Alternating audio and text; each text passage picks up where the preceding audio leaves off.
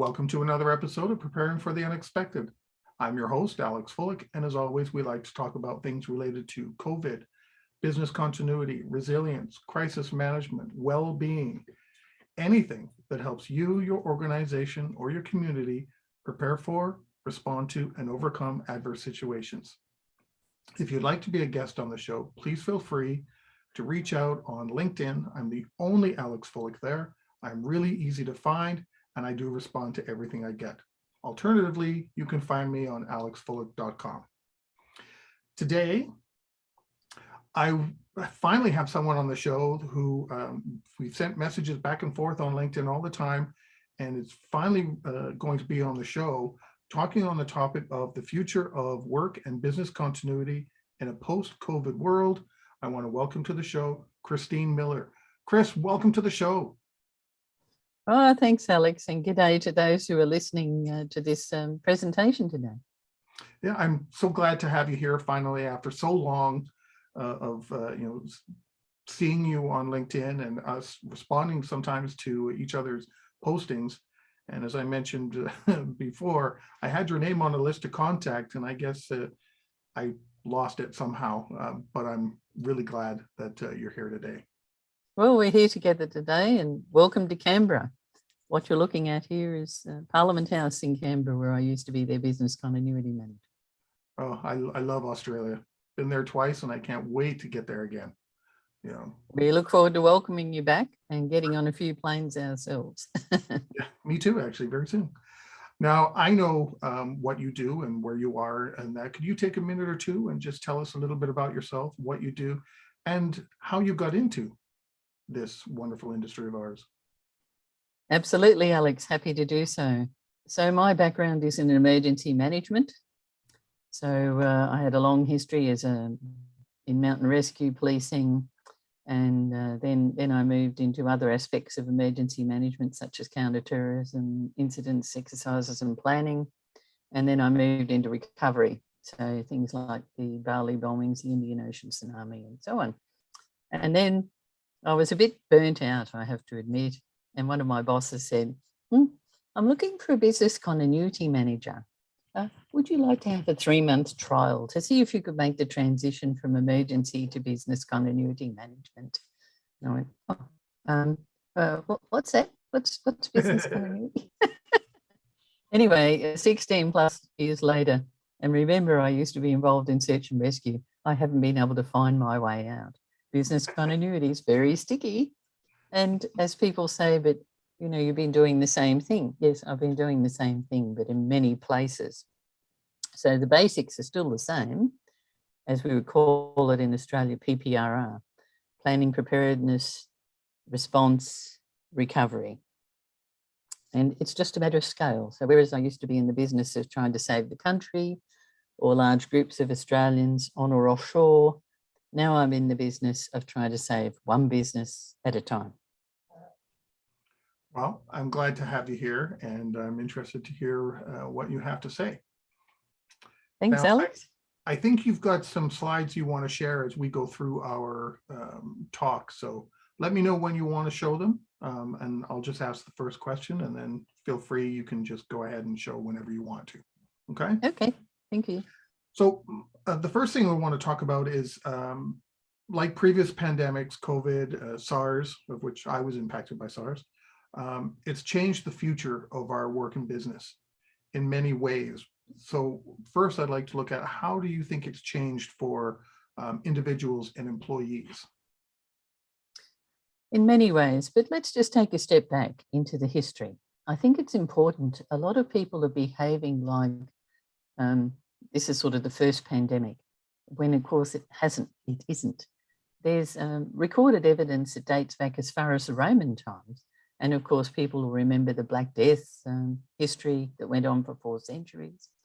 And of course, the Spanish flu, as it was mistakenly called. Accurately, it was pneumonic influenza. It was only called the Spanish flu because of World War I media restrictions. And unfortunately, the Spanish people were neutral during World War I, so they got labelled with the flu name. But if you look at the history, it's about a 100-year cycle. So really, we shouldn't say that this is surprising that we find ourselves in this current pandemic. It certainly didn't come from nowhere. There's a long history and a long reason to expect it. And when I was working on the National Plan for Pandemic Influenza, I remember the then Chief Medical Officer of Australia, Dr. John Hobart, now Professor John Hobart, saying, we are not planning for if, we are planning for when. So we're in the when now. And what does that mean for us?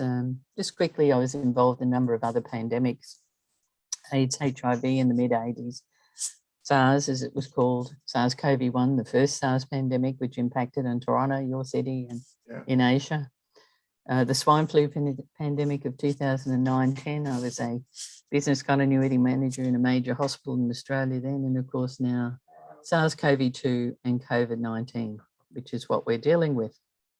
But just to think about the impacts on employees, some businesses have had to deal with COVID deaths amongst their staff or other impacts, such as greater caring responsibilities, which may also take critical staff away from your business. And I recall in another place, not Parliament House, but elsewhere I worked, we had the death of one employee, and it was like a dark cloud descended on that business.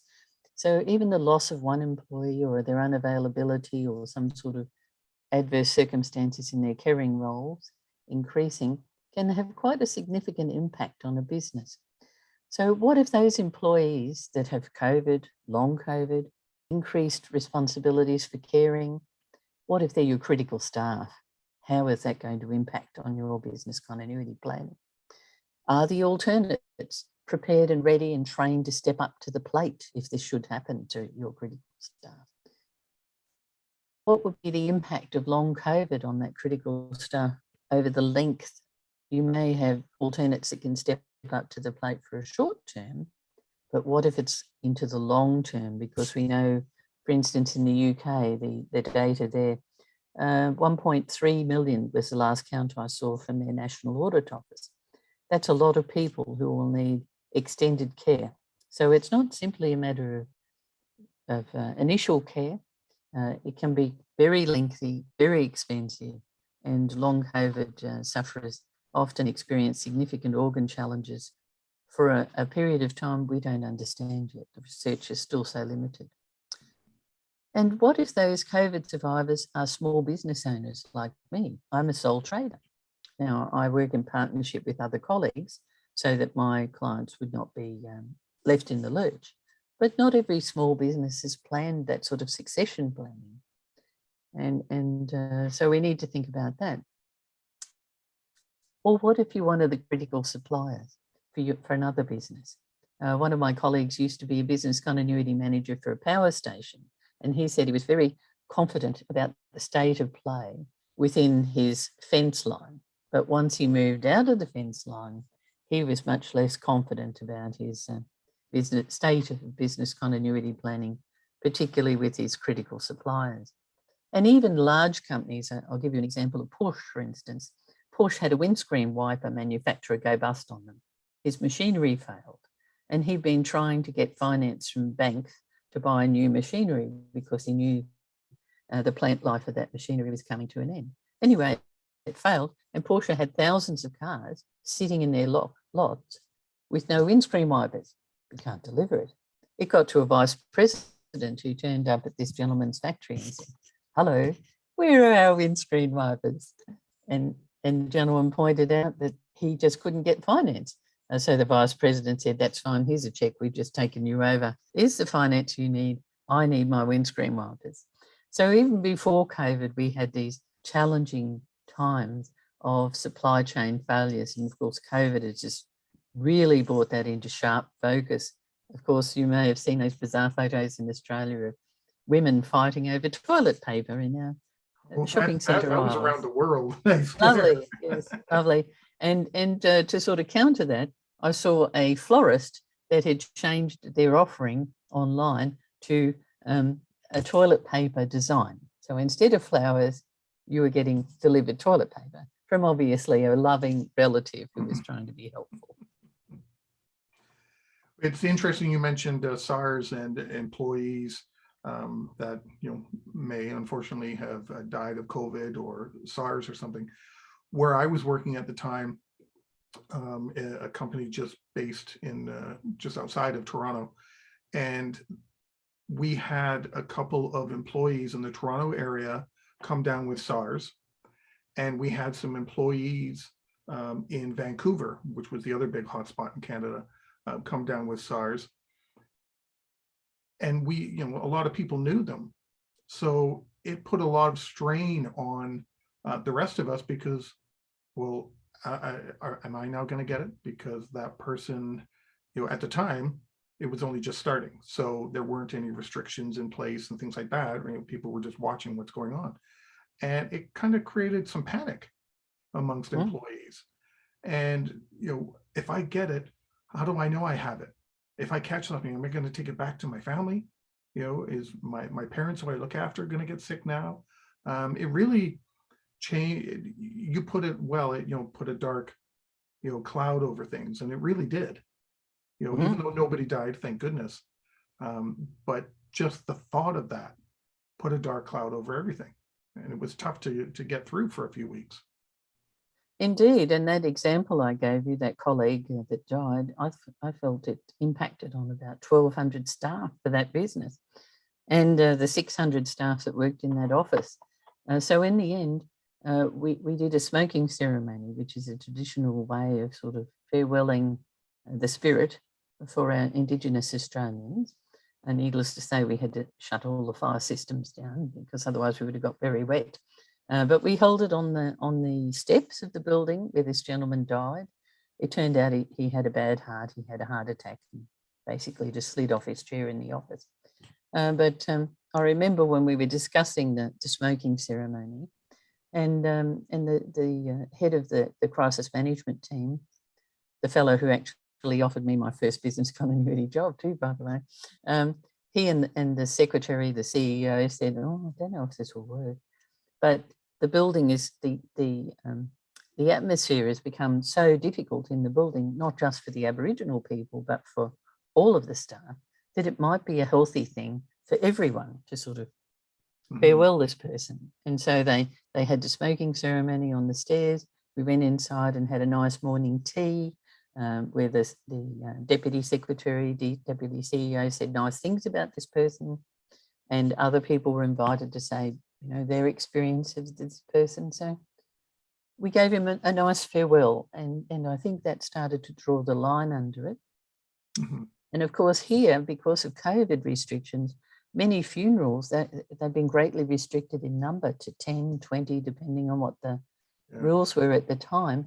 So for instance, a business that might sadly have had a death or some other adversity due to COVID, they haven't had the opportunity for the usual formal farewelling that would be in place pre-COVID, where, often if there's been a death of a colleague, lots of the colleagues go to the funeral to show respect.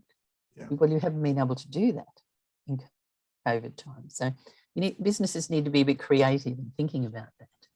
It's interesting you brought that point up because I was talking about this the other day with someone, that if, in some respects, we may not even know that someone lost a loved one during COVID. We may know that we lost a colleague for COVID. And as you say, we couldn't celebrate their life, and go to the funeral or any kind of ceremony. Now that organizations are starting to open up their doors again, all these people that have experienced trauma through the COVID years are going to be reliving that trauma again. Because, now you've got people who couldn't express their sorrow are now with their other colleagues and can express their sorrow face to face in the lunchroom or the coffee break room or whatever it may be, or find out that Alex's mother died of COVID, which I didn't tell anybody about, but all of a sudden it's going to come out. How am I going to feel now? How are my colleagues going to feel when we're, in all instances, it looks like, okay, COVID is slowly going away. It's not, but slowly going away. We're opening up offices, And now I have to relive that trauma as I talk to all my colleagues. That's going to have an impact on the management, leadership, the organization. Absolutely. And I think we've got a tsunami of mental health issues that we haven't even really begun to understand. Mhm.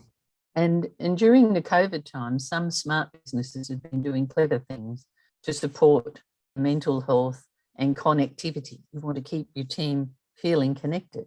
So for instance, Employment Hero, which is a major recruiter in Australia, Friday afternoons between 2:30 and 4, they were having a camera on, have a drink, bring your coffee. If you need something more, that's fine. And you mustn't talk about work. So you can talk about anything else you like, the football, as we were talking about before we came on, whatever, but not work. And as I said, the requirement was camera on, and they expected all of their staff members to join in. And if they didn't, the manager would follow up with that person and see, what was happening. Were they busy with homeschooling? I don't know if this has been an issue in Canada. Yes. But when we wrote plans, we never imagined, we wrote remote work into the plan, but not remote work with the kids. Mm-hmm. Well, that was one of the challenges too. Oh, before I forget, for the record, my mother did not die. She's fine. Of course. That was only and my parents are fine too, thank you. Just for the record. But that was something that impacted organizations, because a lot of times there's always leadership and management are here, employees are over here, but yet with COVID, everybody got impacted the same, not necessarily the same way, but everyone got impacted. The CEO of a company all of a sudden wasn't just running the company from their dining room table, but they were also teaching their 12-year-old, math at the same time. Exactly. And of course it impacted on bandwidth. I don't know about how your NBN or we have a thing called National Broadband Network in Australia.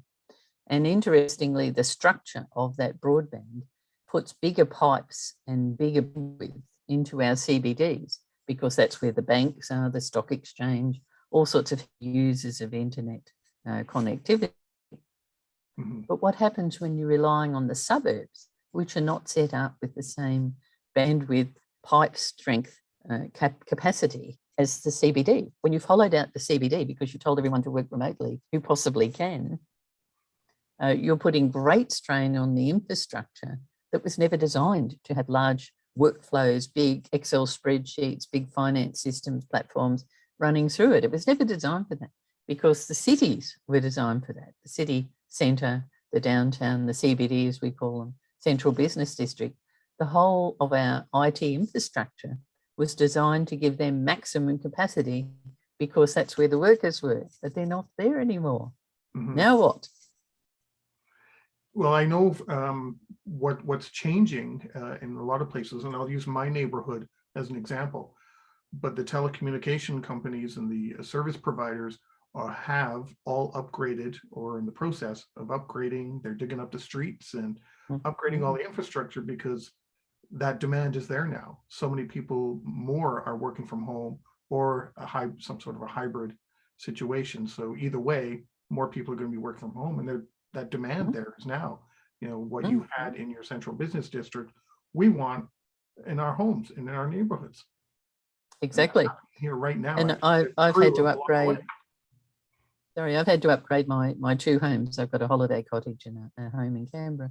I've had to upgrade both of them to business speeds and pay the extra, because before all this, I didn't need business speed. Home packages were fine. But now that I work almost exclusively from one or the other of my homes, or remotely if we travel a little bit around Australia, when that was possible, when the COVID restrictions released, I need faster internet. And just thinking about returning to the office. So for instance, in Australia, it's become 2-3 has become quite popular. That is 2 days working from home, 3 days in the office, or vice versa. Or some offices are now not returning to the office, they're just staying remote, and maybe having a quarterly staff meeting where everybody comes together. Others are not even doing that.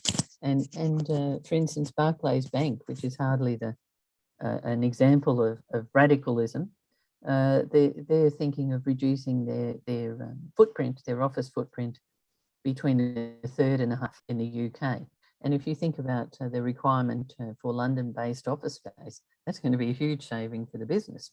Yeah. So there are a whole lot of interesting things going on in terms of this hybrid work, particularly in a service-based economy like Australia is. We're heavy into the services with some rural export, possibly the same in Canada. So we're seeing a lot of people working fully remotely. We're seeing really innovative ideas about, sometime in the office, sometime working remotely or from home if you prefer.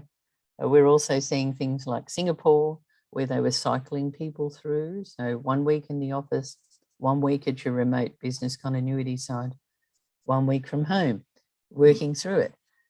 And doing deep cleans sort of from Friday afternoon to Monday morning before the new team came in. And in the Philippines, one of my Australian business continuity manager colleagues had something really bizarre happen. He had an offshore call center in the Philippines. And it turned out that working remotely sort of assumes that you've got tablets and laptops and other devices so that, bring your own device actually works.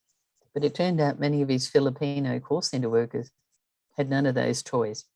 So they went into the office, unplugged everything, took it home, hey presto, set it all up, headsets, hooray. Of course, the IT security people went at a total meltdown. Oh my God, oh my God. What's the state of the security on that router? Oh no. And it's fascinating how many of my businesses and clients have told me, no, we can't work remotely because of all these IT security requirements. And then suddenly they are working remotely. Oh goodness, how did that happen? They had to have pulled out a whole lot of security controls real fast.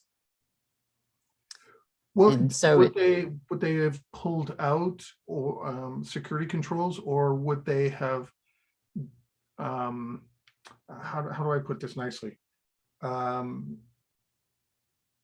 Where before the pandemic they may have been so strong, you have to do this. This is the law. Period. Thou shalt not do anything else. And they say, okay, well maybe we were a little harsh on that. You could get away with doing this and that. Backing off of the harsh type thing. Yes, some of the protocols, it was just protocols rather than actual controls. But, having worked here, there are an awful lot of controls there and an awful lot of can't do this, can't do that there. Yeah. And somehow or other, some of those things it can do now. But of course, it's no surprise that as a result of some of these controls being reduced and some of the protocols being lessened, that we've now seen a tsunami of cyber attacks. Yeah, well, I was just going to say that. And now we're kind of going back again to stronger protocols because of events in the world and the risk of cyber attacks, ransomware, or different ways of doing it is now on the increase, in part because so many people are at home. It's easier to get through one person than it is to try to get through into that whole building type thing. And if you're doing homeschooling on one device that you're using for your work, Now, some businesses I've come across have smartly sent out increased security software onto home devices. So they've expanded their license so that it covers the workers bring your own device at home. So they've intentionally upgraded their cybersecurity at minimal cost, because often you've got a multiple user license. What's wrong with buying another 500 users at the rate you're already getting?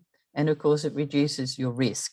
So some smart businesses are doing simple things like that to increase their security capability on the bring your own device situation that COVID's forced us in. I mean, at one stage, we were waiting 6 weeks or longer for a laptop.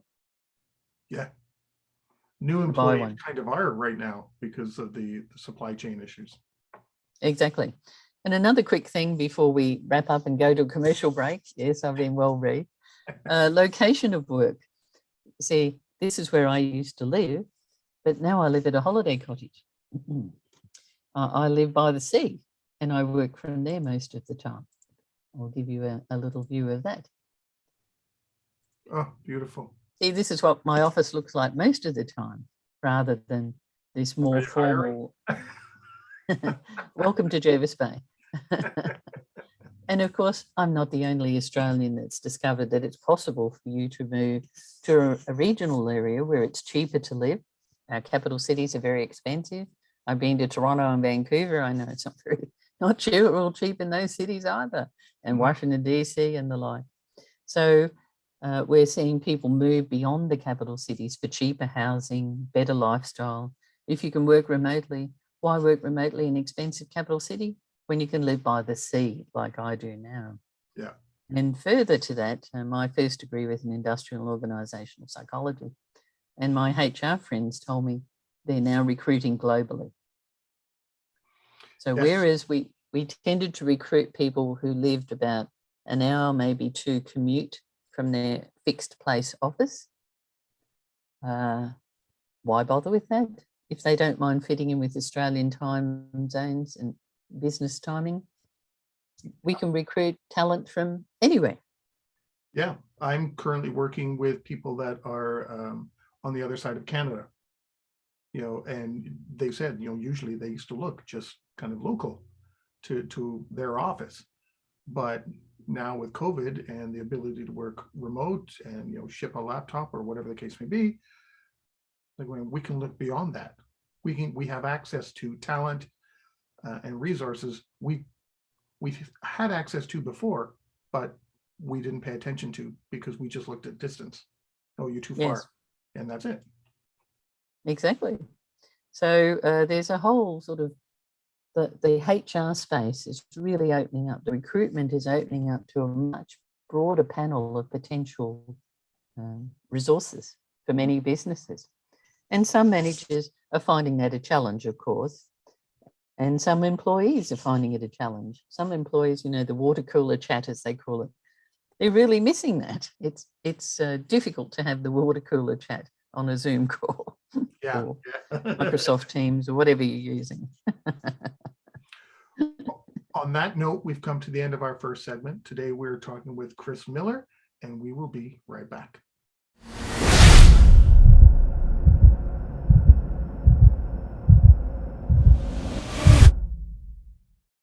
Welcome back. Today, we are talking with Chris Miller on the topic of the future of work and business continuity in a post-COVID world.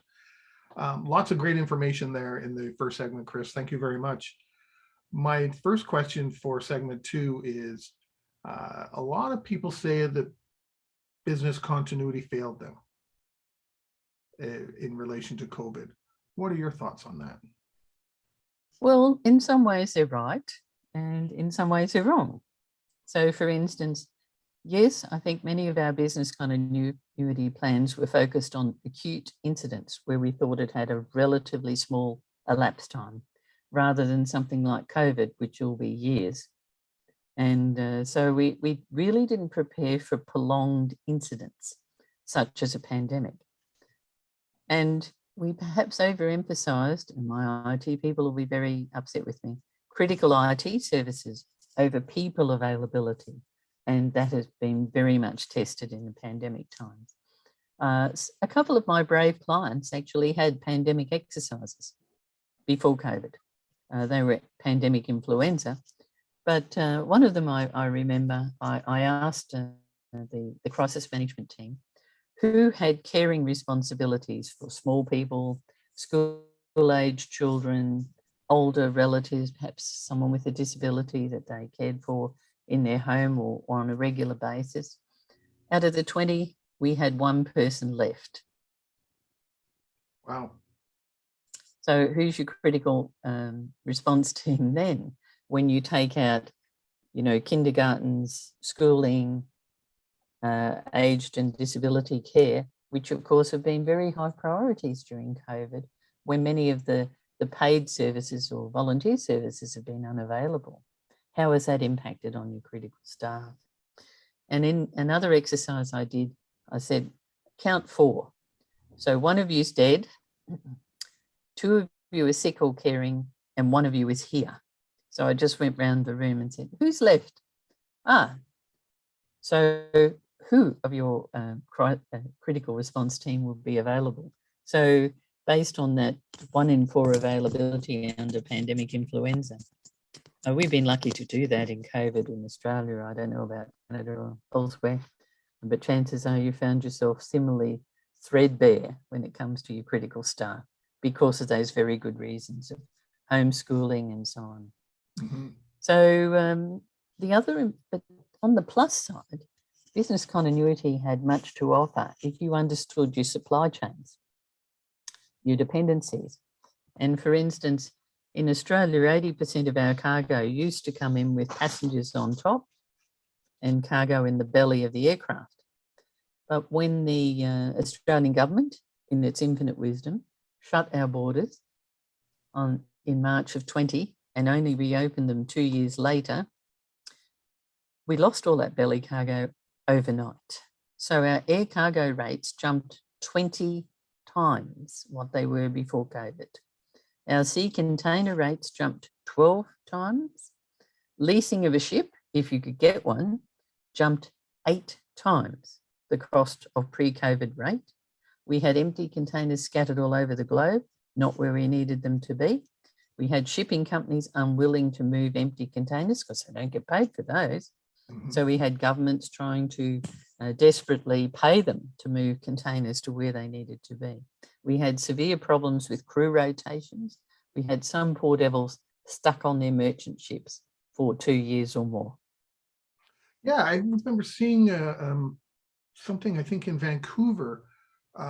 They were desperate for the product or whatever was on the ship, but because of all the COVID restrictions, these people couldn't return to their home country and they couldn't come into Canada. True. So they were stuck. You know, Yes. what's this ship do? I'm assuming that kind of thing happened in Australia too. Oh, yes. We managed to get some of the crews rotated off with sensible shipping companies working with our maritime unions, but some of them it was not possible. And of course, if they came off their ship, they had to go into 2 weeks quarantine, which is quite expensive. So the shipping companies had to pay for that. So the what do they call themselves? The sort of Seafarers Helpers. They were giving them phone cards and doing what they could, excuse me, to help them keep in touch with their loved ones. So we were trying all sorts of innovative ways. If we couldn't get people off the ship, we give them phone cards and other help to maintain those connections with their loved ones when they were stuck at sea for indefinite periods. And of course, the worry about that when you've got tired, demotivated crews, evergreen anyone? Sideways in the Suez Canal? And we've had some very nasty shipping accidents. And one can only wonder if part of that is because the crews were on too long and not rotated in their normal 3-month cycle. Mm-hmm. There have been some very real problems, and we've been heavily dependent on sea cargo because of the reduced air cargo. And these crews have been so critical. But did we really understand that before COVID, or have we learnt that the hard way? And talking about lessons, smart businesses have been doing what we call mid-action reviews, which Castellan is what they call it. I call them interim post-incident reviews or interim after-action reviews. Whatever you call it, you want to be capturing those lessons and you want to be injecting them into your plans. Because as you rightly pointed out, we're not over COVID. The pandemic is still with us.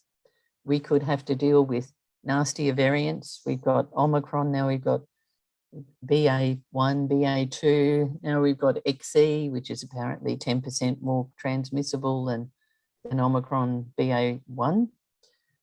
We're not out of the woods yet, so we need to be capturing those lessons before more lockdowns or restricted environments reappear get injected back into our businesses. We need to be prepared. And the best way to do that is these reviews partway through the process before we forget the lessons, the ideas that we sort of captured during our lockdown period that we may need again. And the wise businesses are capturing those on a 6-monthly basis or at least annually and feeding those back into their plans using the best methodology that the Australian, British and American armies use, and increasingly Australian emergency managers and business continuity managers using the so-called O.I.L methodology, which is observations, insights, lessons identified, but not upgrading those lessons to lessons learned until action is taken, corrective action. I get very annoyed when I hear people talking about lessons learned and I go, were they? Oh, How often do you go to an exercise and hear the same story every time? oh, a lesson learned. I've had so many conversations about it. A lesson isn't learned until or unless something changes. Exactly. And too often in project management, when they do lessons learned, they wait for the very end when 3/4 of the people that were working on the project are gone, taking their skills and knowledge and experiences with them, working on something else, or if they're contractors, different clients, and the lesson learned ends up being a finger pointing exercise. Yeah, absolutely not. You need it to be injecting improvements into your plan, continuous improvements. As I often say with my exercises, it's not about fault finding. I don't care if the exercise scenario falls over, really, I don't. But what did you learn? What were the ideas that you picked up? How can we inject those into making your plans more robust so that you don't fall over at the first hurdle next time or the second hurdle? You clear those because you've already dealt with them. One of my wise managers, Lisa Paul, who ran the Department of Education and Employment for the Australian government, enormous part of the Australian government business, about 25% of the budget. And people think defence is big on the budget. She used to say that business continuity planning is like a crevasse. If you don't have a plan, your crevasse is very wide. Good luck, baby. If you start planning and start preparing and start capturing those lessons and injecting them into your plans from incidents and exercises, you're bringing the crevasse closer together. It'll never touch because there's always things you can't anticipate. But the wise business leader, as she was, tries to get those things that you have to decide on the day down to the barest minimum. And if you can do that through exercises and reviewing your incidents, including COVID, you've got a whole lot less stress on the day, a whole lot less decisions you have to make now, with very little information, because you covered off on a lot of those observations and insights and lessons from previous experience. Now, one of the things that happened with business continuity, because we're talking about how some organizations and leaders think business continuity failed them, is it also the other way around? Business continuity has been for years and continues, I'm sure, to try and get the message across, with using some of the examples you said, and everyone ignored them. And then when something happened, it's, well, I was here. I've been trying to push you in this direction. Yeah. Sometimes it seems as though the organization failed business continuity, not business continuity failed the organization. Oh, absolutely. And I think one of the problems here is that we're boxing people into business continuity as operational instead of appreciating its capacity to be both tactical and strategic as well. And so some of the smarter businesses have woken up that your business continuity manager can't just help you through the new normal, which is where we are at present, but can help you plan to the next normal, because we're actually very good in the recovery space. So the smart businesses are capitalizing on the capacity of their business continuity managers for that, evening out, because I often say my business continuity practice is in two parts. One is to understand your business as usual and smooth it out so that its vulnerabilities are less, because I see business continuity plan as like a continuum. So you get business as usual disruptions that you can reach out and deal with. And you see that in HR, IT, property, security, all those kind of places. You might think that business as usual is going to be this, but you come into your office and there's an immediate problem. And you have an elasticity in your business as usual to reach out and draw that into business as usual. But the business continuity plan is when that elasticity is beyond the normal elasticity to deal with. And that's when you need to switch your plan on. So it's this whole conundrum. Now, I'm kind of lucky as a consultant. I generally get engaged by someone with chief in their name. So I sort of get immediate entree to that strategic space, that strategic thinking. But many business continuity managers, I'm observed, they get pushed down the org chart so far that they can't reach up and they can't offer their strategic and tactical advice because they're thought of as only offering operational advice. And of course, if you're not operating in a fixed office location, which a lot of business continuity plans focus very much on, why do you need them? And sadly, too many Australian business continuity managers have been laid off at the very time when the business needed them most. Oh my goodness. Yes. Same thing, well, I think around the globe. That happened to a lot of people. I knew a half a dozen people that were let go, and they were quite knowledgeable, and it was simply for that reason. Yeah, so turning to something, and the chief advisors were not the business continuity managers. They tended to be the HR managers or the work health and safety advisors, those kind of people. And of course, they have things to offer in this space, but so do your business continuity managers. So the smart businesses with chiefs, chief operating officers do understand what business continuity can offer them. They've captured that information. And I've seen some business continuity managers get access to the board, the executive boards and all sorts of things because they've been smart enough to make use of that wonderful resource that they have, their business continuity manager. Well, that leads me to my next question. How do you see the business continuity professionals' role changing as a result of COVID? Because you just gave some examples now of they're seeing the board of directors, they're getting where they need to go. So, oh, excuse me. Where do you see the role going?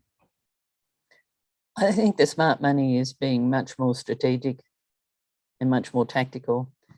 Certainly keeping a bit of the operational elements ticking over because we can't sort of throw the baby out with the bathwater, as the expression goes, but reaching upwards and being much more in that strategic and tactical space rather than being ghettoized into sort of work people rather than trusted advisors. That's the space we need to be.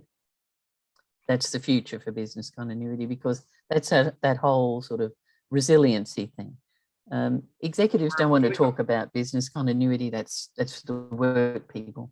They want to talk about resilience. How can we make our organisation more resilient? And we still need to make our organisations and businesses more resilient to COVID. The variants and the outbreaks will continue.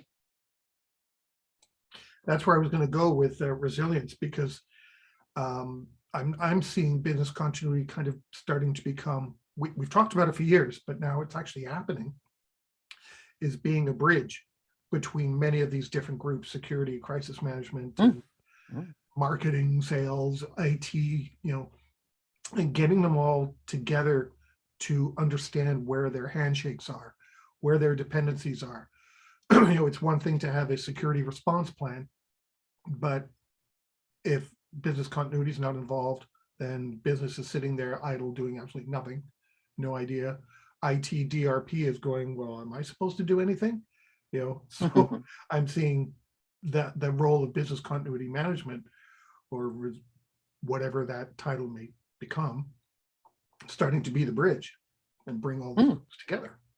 Well, and I often say to the new business continuity managers I mentor that being a business continuity manager is a great entree to being the CEO because you have to understand the veneer of everything in the business as a business continuity manager. And as a CEO, you have to understand the veneer of everything in the business.